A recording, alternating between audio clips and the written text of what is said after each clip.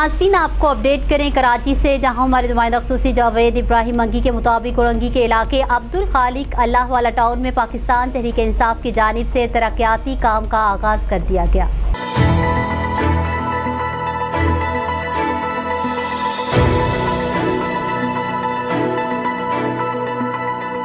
अल्लाह वाला टाउन की रिहाइशों में खुशी की लहर दौड़ गई। आवाम का कहना है कि 30 सालों में यहाँ काम नहीं हुआ। हम MP राजा अजहर MNA फ़हीम खान का शुक्रिया अदा करते हैं कि जिन्होंने तरक्याती काम का आगाज़ किया, जबकि काम के दौरान मोहल्ला कमेटी वेलफेयर, सियासी, समाजी और रिहायशी तबके ने शिरकत की। पाकिस्तान तहरीक इंसाफ की जानिब से राशिद खान, मुबशर, इकबाल कुरैशी, मोहल्ला कमेटी वेलफेयर की जानिब से अब्दुर्रहमान रफ़ीक, यूसुफ जमशेद, राशिदा बाबर और दीगर सियासी समाजी शख्सियात भी काविश में शामिल थे। न्यूज़ स्टूडियो से फिल वक्त इतना ही। मज़ीद अपडेट्स के लिए देखते रहिए BBC 11 हेडलाइंस न्यूज़।